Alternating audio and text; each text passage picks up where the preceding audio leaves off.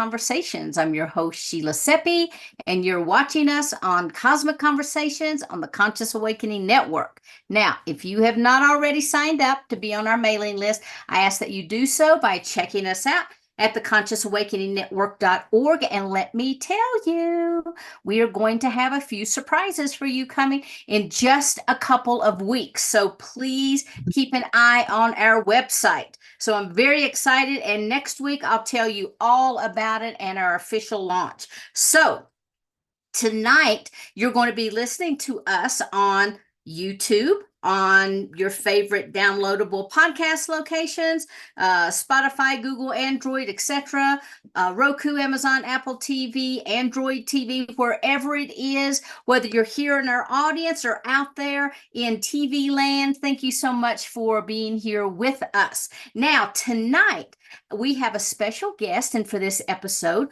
we have Justin Reid. And we're going to turn it over to Justin in just a few moments. But I also want to welcome back my co-host for the month, the beautiful Geraldine Orozco. So Geraldine, I want to go ahead and bring you up and have you just to share a little bit about yourself for people who may just be learning about you. Wonderful. Once again, thank you so much for having me. It is such an honor to be here as a co-host, Sheila, and thank you everybody for joining us. I'm excited about today's conversation. I'm an epigenetic psychotherapist and a clinical hypnotherapist, and my primary area of interest is the bridging the gap between consciousness, interdimensionality, our interdimensional body, how we manifest, how we heal, in order to understand ourselves as ascension in this life. So it's an honor to be here. And if you want to learn more about me, you can always check out my website and my YouTube as well for free information that I share very openly. Thank you. Thank you so much, Geraldine. And I want to thank you so much for bringing such a phenomenal speaker for us tonight. I'm really excited to hear you. But let me tell folks just a little bit about Justin, because Justin is a certified life coach and a biopsychotherapist. Now, for a long time, really as long as he can remember, he has been fascinated with consciousness, ontology, cosmetology, human potential, and the intersection of science and the humanities. And he has spent over 2.5 decades reading and learning from some of the most renowned minds that tackle these subjects.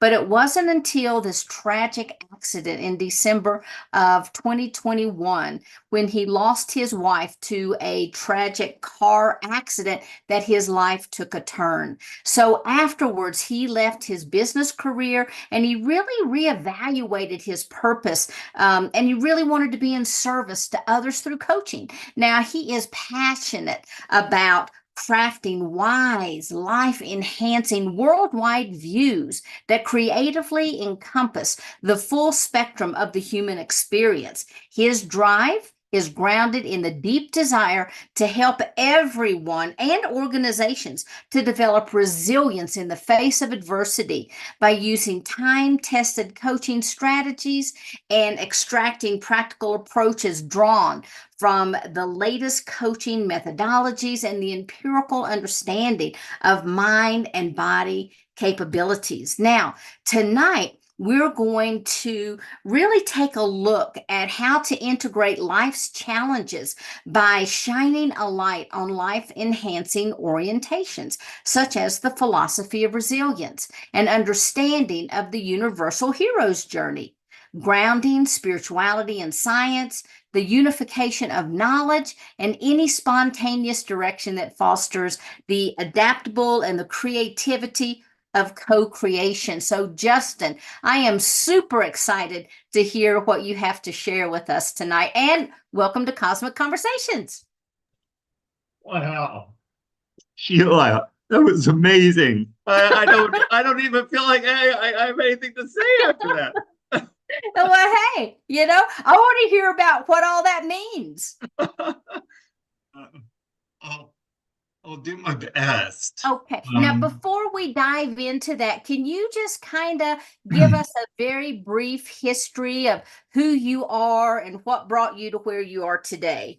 It kind of flows with my Oh, presentation. okay, cool. Is it okay if I put Absolutely. everybody to Yeah. um also it's wonderful to be here with everybody. And Geraldine and I have been good friends for a little over a year now, and I'm very grateful. And our gift of friendship is it's never ending. It keeps blooming into more growth between us, and I'm very grateful for that. I've also given her complete permission. If I go too out of track, she is really wonderful at saying, "Really, Justin is really like that," and it engages me. So this is a co-creative journey um, um, that we all are sharing. So please feel free to stop me at any moment. And I will go ahead and share this. And I'll get going. And I'm going to try to race through a lot of, my story, and then to get to the meat and potatoes, and so we can all dialogue constructively together. So the topic of this talk is, oh my gosh, wait, hold on here. This thing needs to move. Okay. Wisdom, psychophysiology, and the thresholds of initiation, the gradual realization into the wholeness of being. And if I do get emotional with some of this stuff, it's my first time sharing it on a broader context, in terms of my deep inner experience. So just bear with me. um, Now let's see, how do I switch the slides? Okay. I can also I can also call this talk the Humpty Dumpty effect, uh, to bring some levity to it. But what I mean by that is any initiation that requires a cracking into a larger context of being, and it's in that process that if we manage to contain it, we can begin to develop the knowledge and wisdom behind the co-creation of putting the pieces back together. And all the king's horses and all the king's men can't put Humpty back together again. Who puts Humpty back together? Well, that is what's inside of all of us. So, real quick, what do I mean by such a this title? By wisdom, I mean self-regulation, integration, realization of the wholeness of being, a balanced acceptance of duality, integration of the shadow, understanding that we are co-creators in a much larger context of being, responsible action, and phenomenologically, our actions as we continue to unravel our free will, they create an effect. We matter. We really matter. And I mean, the present, being in the present moment, balance perceptions of what is, harmonizing the interplay between, science, reason, intuition, and imagination. And finally, the joyful participation in the sorrows of the world, meaning that we all have the potential to evolve into a transcendent perspective that enables for more embodiment of freedom, truth, and a more encompassed understanding of things. So psychophysiology, that's what I'm doing my research in, and that's what I'm I'll get to that just a second. But psychophysiology is really a science that attempts to ground the human being in our biological context. It gives equal emphasis to the mirroring interactions of psychology and the physiological processes that we embody in this form. Our capacity for self-realization comes through nature and a continual learning process, and it's a continual learning process of optimizing ourselves through life's music that has been singing its tune long before our emergent self-reflective consciousness. You know, and so what I'm doing now is in biofeedback, we are mirroring back our physiological responses. Actually, Carl Jung was one of the first psychophysiologists in his association tests. He started to realize that when there was an emotional affect, the body was responding before the conscious prefrontal cortex. And it was a really big revelation because there's these ordering intelligent principles within our physiology that we are learning to integrate and come into relationship with. So so I study the heartbeat, our blood pH, our body temperature. These are all ordering principles, and all of this, organizing intelligence is happening, and it's our job as humans. One of our missions, our creative missions, is to align with this. It's up to us as individuals and communities how to actualize this potential. So what I mean by initiation is happening to all of us all the time. It's like an acorn that cracks into the oak tree. It's an experience or learning process where your context of understanding is broadened, expanded, novel. You're on the edge of order and chaos, and where the overcoming process is the becoming process, and you can't, the way it is here in this realm, you can't grow without it. So. And why did I suggest, who am I? Why did I suggest such a grandiose title? Well, at the end of this fall, I'll be graduating with my MS in Psychophysiology, Optimal Performance Specialization from Saybrook University. And then I'll probably go get a PhD, but it's a little overwhelming right now. But in this previous spring, I received a clinical applied hypnosis certificate from Saybrook after taking their beginning, intermediate, and advanced courses. And I love integrating breath work with hypnotic suggestion to strengthen the mind-body connection. And I'm fascinated with the mechanisms of mind and brain. And that's for a different topic. Our agency to change our breath patterns is fascinating, how it adjusts our autonomic nervous system. And then before the year end, I'll be board certified in neurofeedback and biofeedback, where I'll have a little practice. I also do I'm doing marketing for a conscious investment firm, and I'm also part of the city council here doing climate action stuff. So earth science and culture, very important. And my first book on grief will be released sometime this winter. I have a picture of the book header there, and it'll be followed by 2 other children's books on learning and appreciating the importance of differences and diversity as we grow up and interact with other humans. Because the mind can get contextually, the prefrontal mind, the ego consciousness can, well, that's a big story. I don't want to go on that, but think Dr. Seuss's writing style with a little bit more wisdom sprinkled in. That's those books. I'm also writing an nonfiction book. That's going to take a couple more years, and that's called Cosmology of a Resilient Heart. And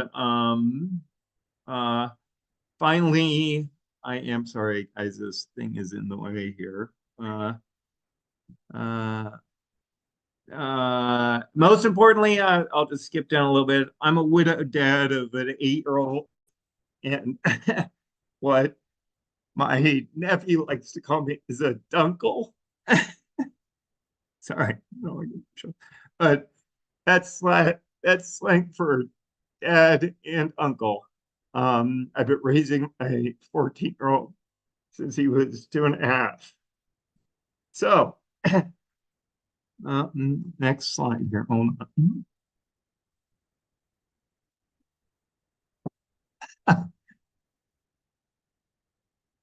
Give me a second. These pictures are making me emotional. So Geraldine, snap me out of it if you need to.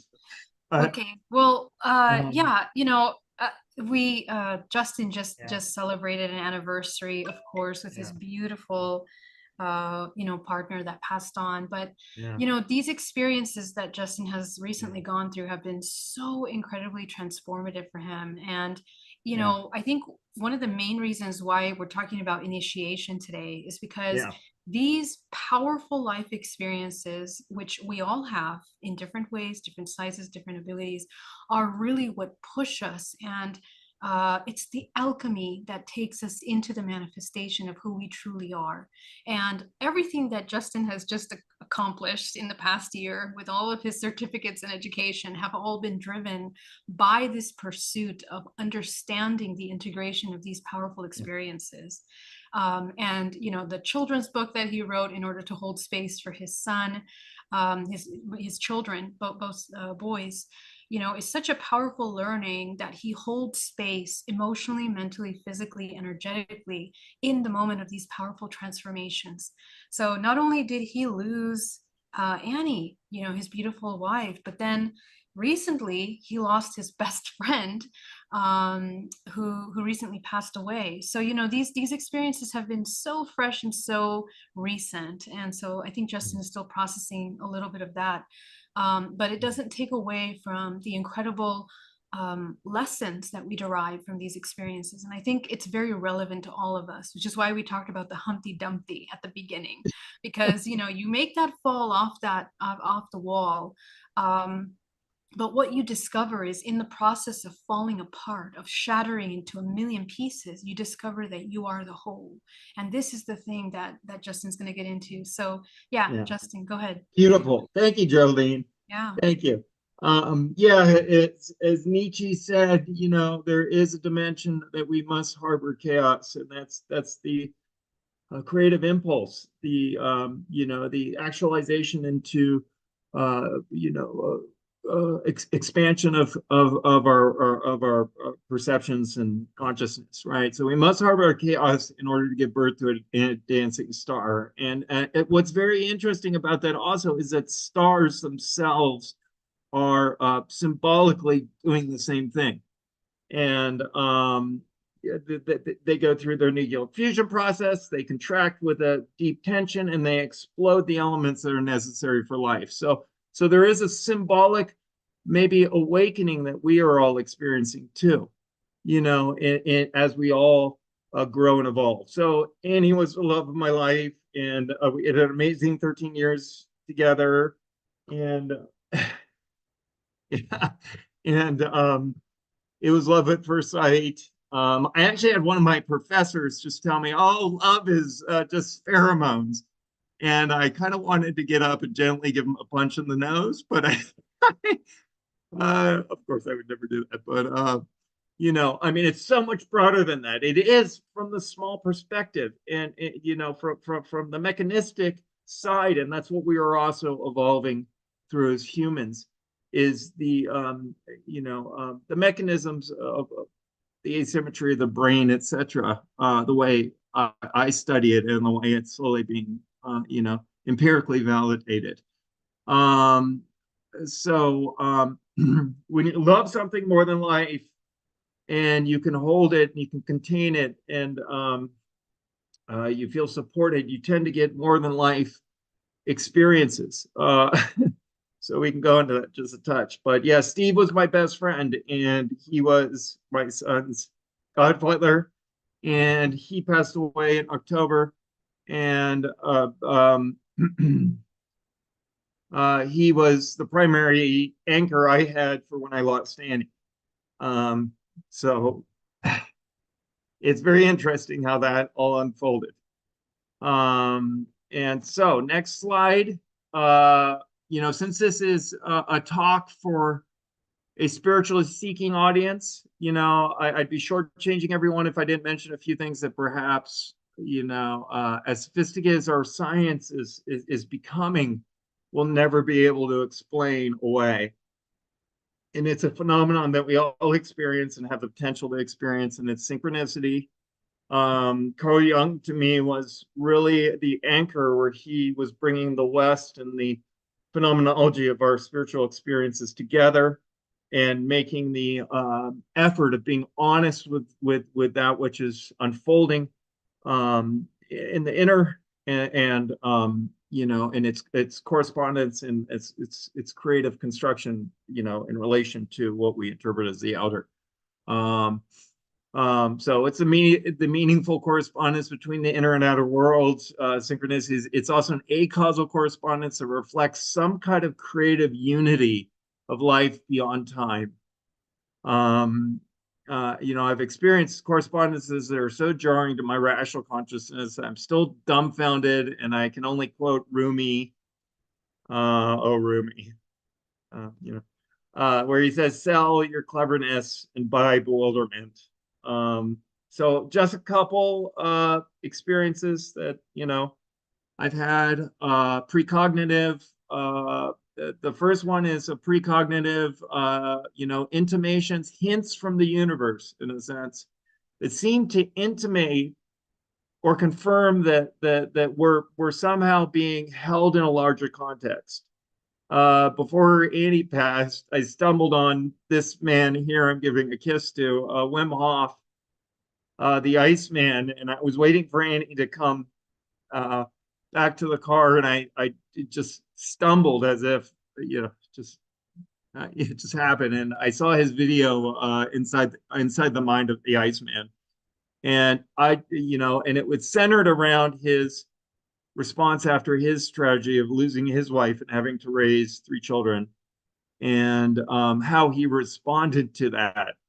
So there's the context, you know, and for some reason, I just was a wreck. I was just in the car, you know, total wreck. And Annie came into the car, and she was, you know, it took her a while to give me back. So there's a precognition there. I mean, how would that correspond to future events? There's something in the larger context of being that's holding some you know, some information that's transcendent of time. I mean, I don't know what else.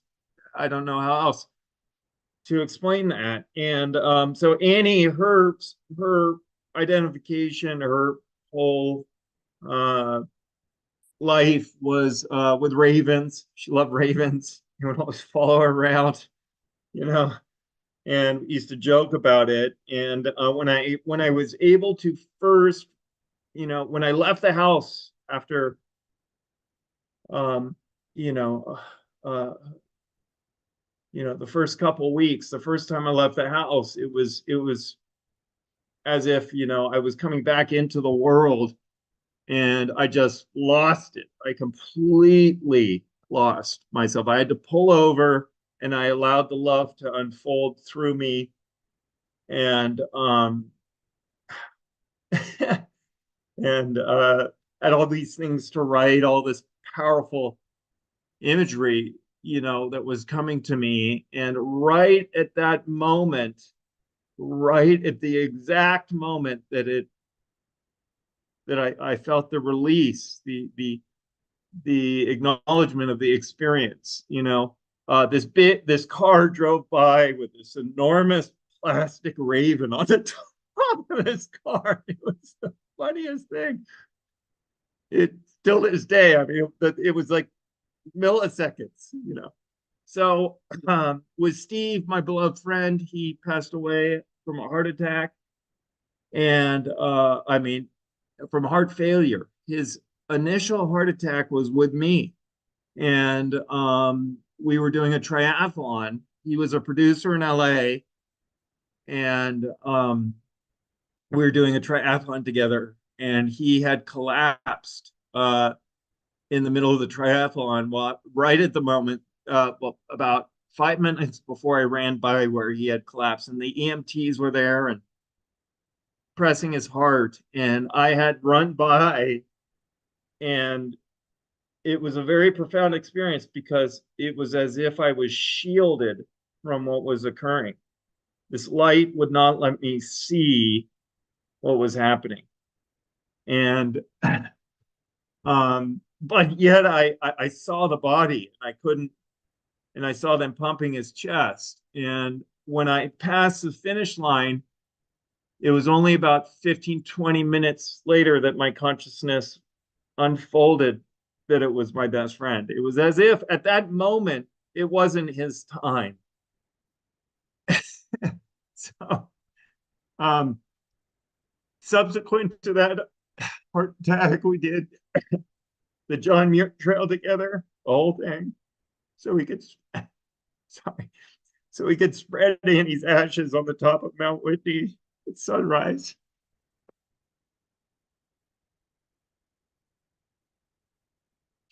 And he had an amazing 6 years after that heart attack that were special. He met the love of his life, and it was awesome. Anyway. So what do I mean by these just brief stories is that that all this is a confirmation for me that we can have an ongoing dialogue with the vitality of life's empowering information. It's right behind this stuff is this beauty, and it's regardless of what we think in the moment. There's a deeper current, that I believe is somehow our destiny to fall into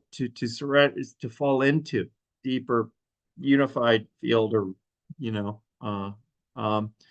that is simultaneously personal to us, very personal, as well as transcendent of time and universal to all of us, right?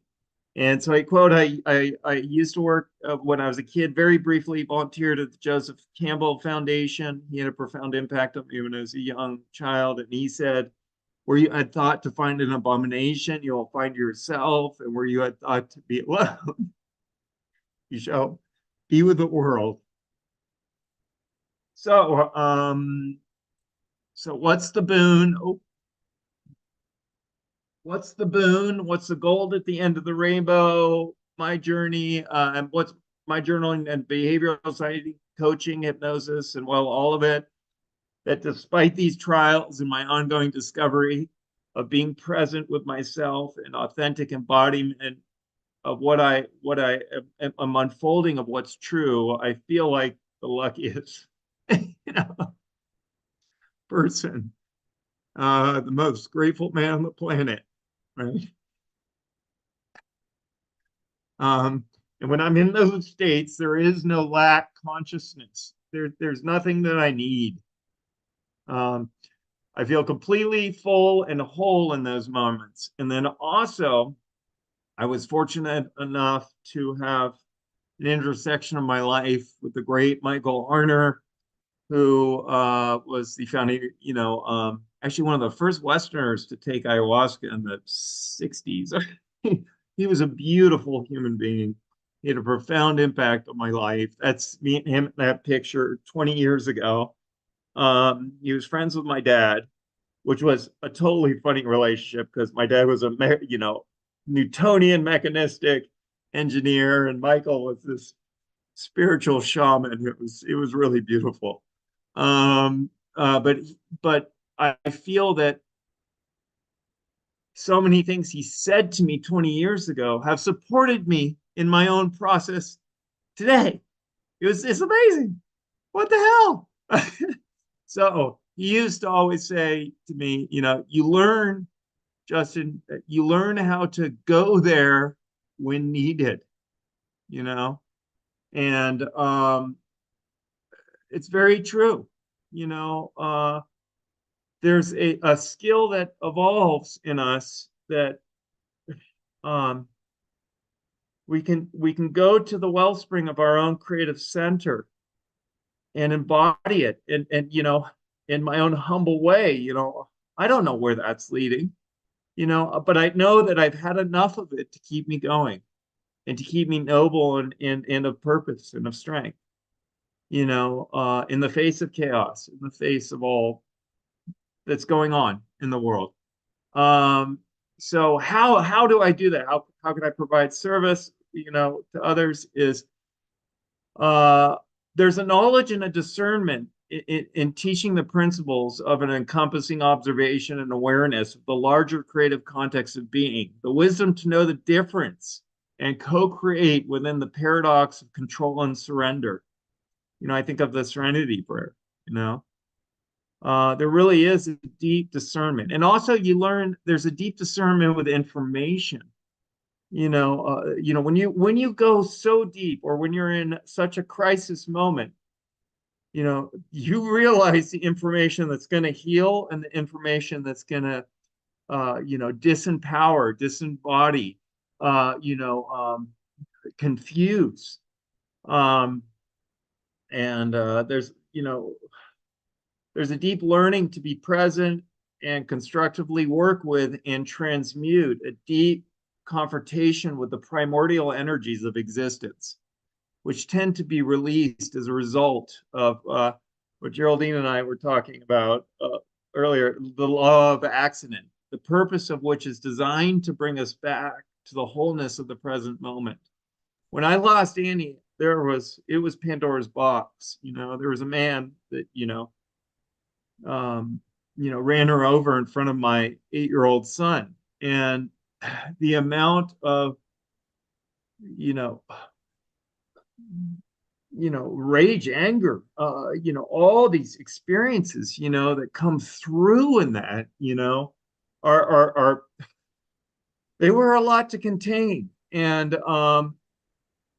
but here's another thing about our journeys is that, and this is a gift, is that during COVID, when Annie was still with us, it is so interesting. She was such a blessed soul to me, such a gift, um, this is what I thought of when all those energies would come. Not only would I strap my shoes up and I would run, I would embody, I would get into myself, get beyond that. I'd jump in the cold, thanks, to my introduction to Wim. I would get into the intelligence of the physiology, not the thinking prefrontal cortex is trying to rationalize, because you can't rationalize these things. There's deeper dimensions of being that are being called to be embodied. And one time we were riding our bikes in COVID, and a bike rider came storming down the hill out of control and knocked her off her bike. And my impulse was to go, protect her and go, attack this guy. And she she saw that in me. But Justin, yeah. Anyway, I love what you're sharing. And she said no. So that was you're still finishing. Go ahead. Yeah. I'll finish up here, guys. And but please. So I'll jump ahead. So most importantly, is to learn how to discern for each individual what that animating intelligence is for all of us in our own unique way, which to me is the meaning of the word love. And let that mysterious force guide you as often as possible. Follow your bliss, as Joseph Campbell would say. I'm done.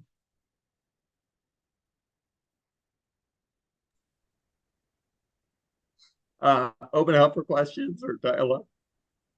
Oh, okay. Well, I think there's a lot that we want to unpack, and we were kind of talking about this. So Justin is a really dear colleague of mine. We go deep dive into profound conversations about how these incredibly profound experiences affect us, how they are opportunities. Now, the concept of initiation is really important for us, because when we think of initiation, we think of sometimes shamanic experiences, and then we go into these, amazing experiences that we're not very part of.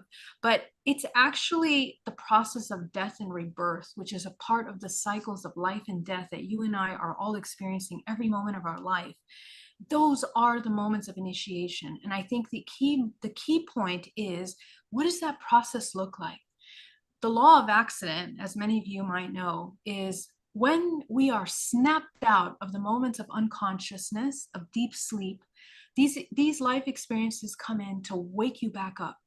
And it's not just about awakening, but it's to pull you deeply into your path, the path that your higher soul, right, that infinite potential that has literally been called forth into the incarnation of who you are, this little persona that has taken, you know, this identity that you are cultivating throughout your life as a product of all the things that have happened, is designed so beautifully in order to lead into a self, to be of service, to be complete, and to embody that reconnection of wholeness with your higher self and with the unity, with consciousness. And I think that these moments of great awakening, we need to learn how to recognize them, because very easily we fall into deep black holes of despair, heavy emotion, and we get tied up in the emotion and we live in that emotion. And biochemically, humans are deeply addicted to these emotions of suffering and pain. So to snap out of these emotions would be to come into the observer, the 0 point, the one that is observing the experiences that are happening.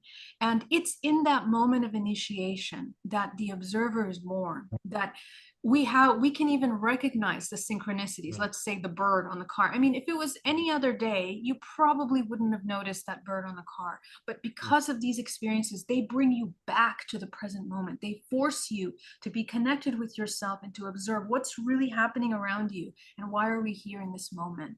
So I think that it's those incredible moments of observation that there is a powerful opportunity. And right now, our entire world is going through this initiation moment.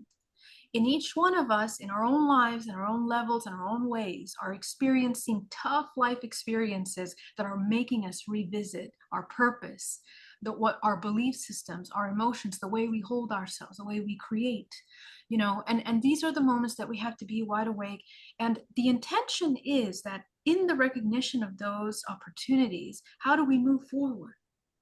So most people, yeah, go ahead, Justin. Geraldine, I would add to what you're saying, the important things that you're saying is that at the crucible of the death, you know, the death and is also the rebirth, and that's where the regenerative principle lies. You know, as it's been expressed, you know, for millennial and cultures and their symbolic forms to express the human experience, you know, and as we have, you know, departed from that intuitive and you know, knowledge of the human being that actually we can perceive in our science. We're starting to perceive these in our sciences, you guys. Whether you want to talk about Dr. Joe Dispenza's work, you know, some of his work, you know, with a field I'm in, you know, with EEG work and the actualization of our physiology, the ordering principles seem to catalyze to these deep places, these phenomenological principles. So right at that point, you know, and I think it's we are going through a transformation, and there's no guarantee that we'll make it. There's no guarantee for wisdom, you know. It comes from the individual being authentic with themselves and having the courage to integrate that authenticity. Yeah. And I think it's not that we are seeking a destination, but rather all the ideas that are attached. This initiation is a process of releasing attachment. How do we heal? How do we open space for initiation? The more we discard of all the faces and masks that are deeply attached to people, places, things around us. This is the human experience, is the recognition and the remembrance that you are all and nothing simultaneously. And the gentle guidance into that, because the human, that's a very hard thing, right? We are told all our lives we have to have very defined personalities, very defined intentions, and, you know, in order to make something of ourselves.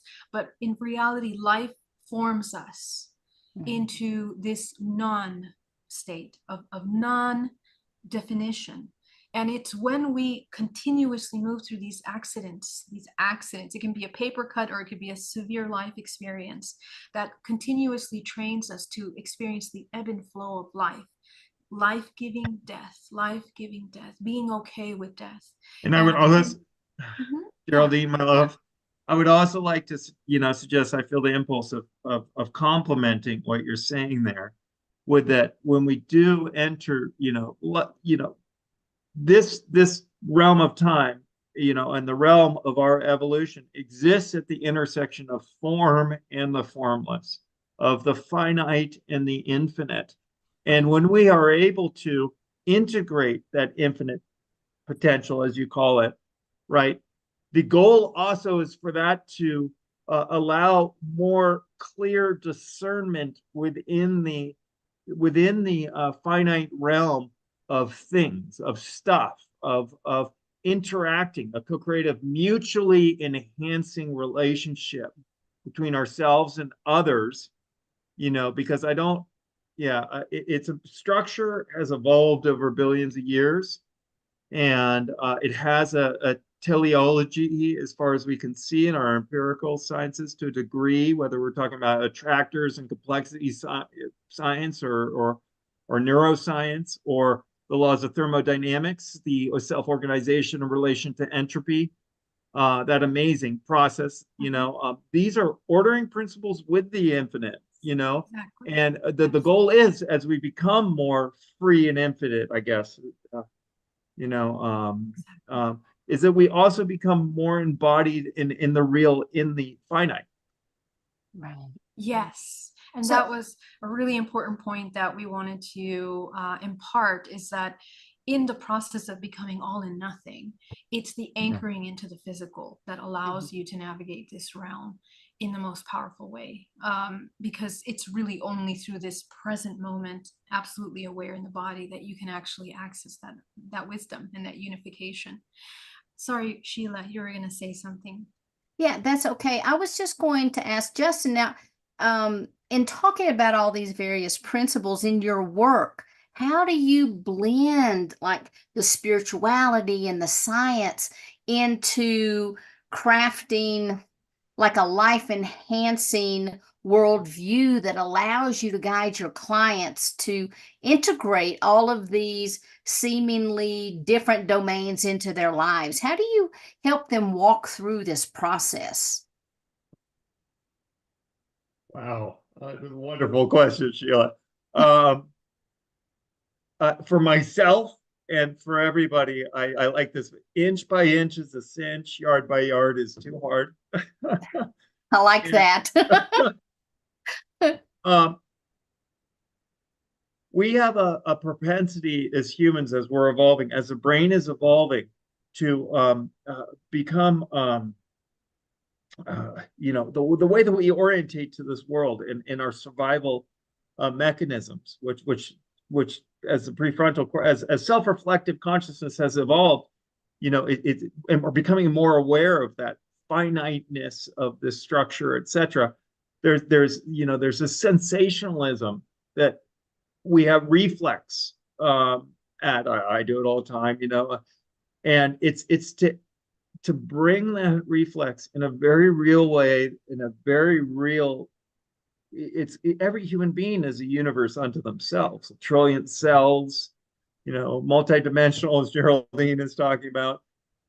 And all I can say, the most important thing with that is that it's like Einstein said: if we can't make it simple to a degree, and we have a consciousness that is collaborating unimaginable amount of data, information, every millisecond, and it's centering that, and we have all these experiences of initiation, etc. But it's bringing it back to that. It's making the simple magnificent. The where I mean, they use that word. I'm thinking like psychology. They use the word shrink. You're shrinking down. We all need to shrink down, because it's not so much in this world today. We have a plethora of information, and what it's doing to, it's damaging children too much. Our brains are, we need more experience than information in a lot of ways to ground. So it's all about grounding inch by inch. And then, with the physiological equipment and all this jazz, it's just providing more leverage so they can see it. And then the goal, hopefully, is you take the equipment and you don't need it anymore. you know. Um, so So it sounds like you're talking about unifying all of these knowledge bases from all of these diverse fields into fostering human growth and the expansion of our potential.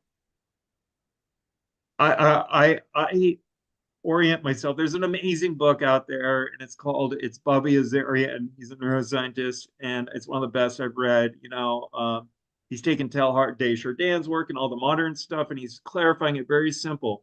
Life is an iterative process. It's heuristic. It's Popper's principle. We learn from challenges. We learn from problems. As long as we're in a body, there's going to be a challenge. There's going to be a problem to integrate, and to create more self-organization. That's going to go on as long as the universe that empirically we understand is providing free energy. If we make it, if we continue to create wise structures of self-organization, it's going to be an unending joy. But yes, it's very simple because it's well, I like to imagine, yeah, it's complex, but there's getting lost in the forest for the trees. Both. I mean, the empirical rigor of the brain, it's amazing what the brain does, how it holds consciousness, like we have a geography in our brain, we have a motor cortex. And if we open up your skull, I could pinch here, and all of a sudden you're gonna be it's gonna hit the speech centers. So we have this brain has organized itself. And uh, to actualize more, hopefully, you have the whole Darwin argument, survival of the fittest. That's not what he meant. He meant the survival of the most stable. And the most resilient. That's why. So what is resilience? Resilience is in the way, like when you work simply with a client and that they start to learn how to embody. Resilience is the valence between stimulus and response. It's our capacity of awareness that can see the actualization of the response of the body and hold a compassionate center for that, non-judgmental center. And in that, there's an awareness of that stimulus. It's just stimulus response that's just happened. That's just consciousness growth, and it's iterative. And it's very simple, but why is it that common sense is not so common? Yeah. That's a really deep topic. The sensationalism of the media, the information out there. Why is that occurring?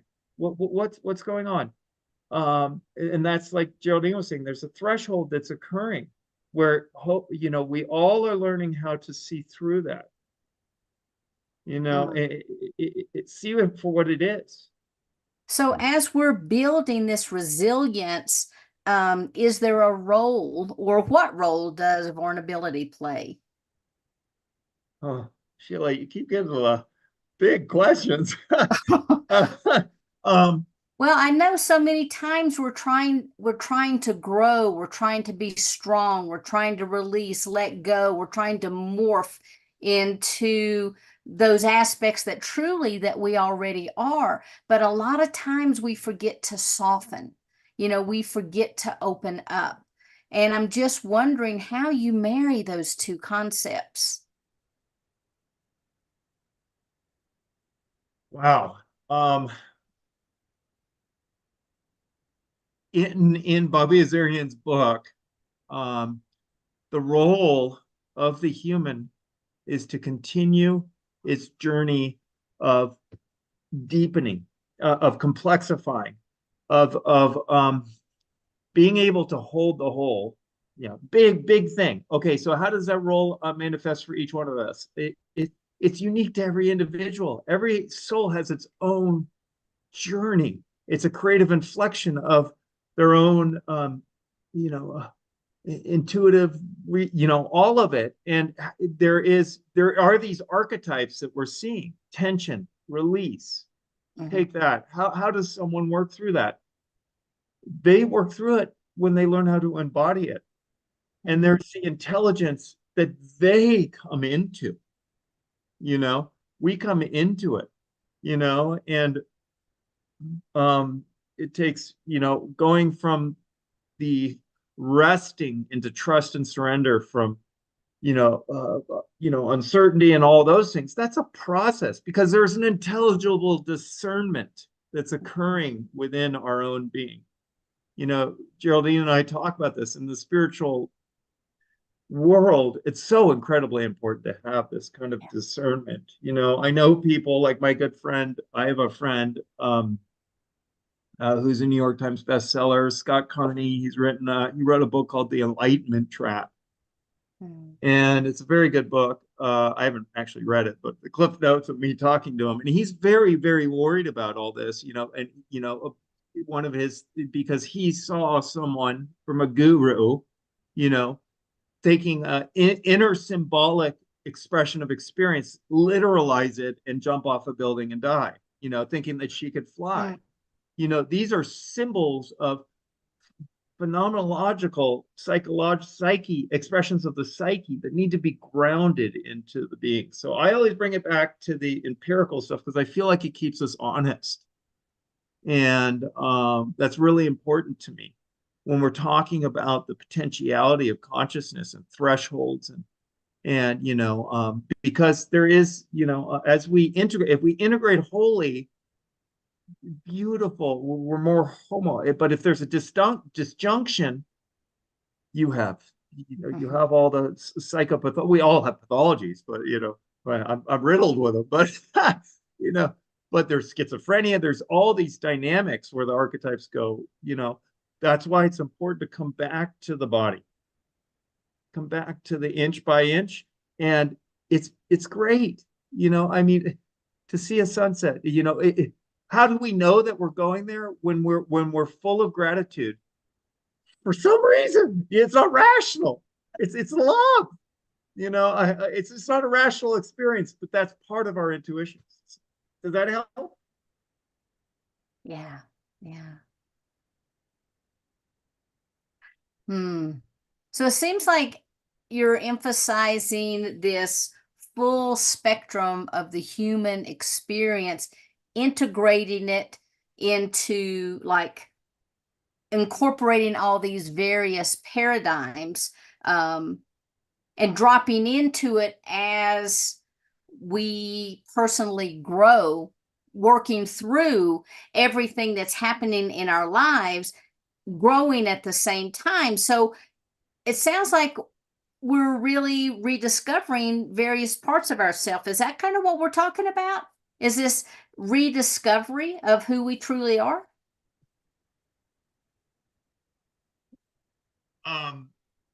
So I always say this to Geraldine, and an amazing, I think Harvard, Alfred North Whitehead, the mathematician and philosopher, he had a moment of realization, and he said himself, all our sciences are a footnote to Plato.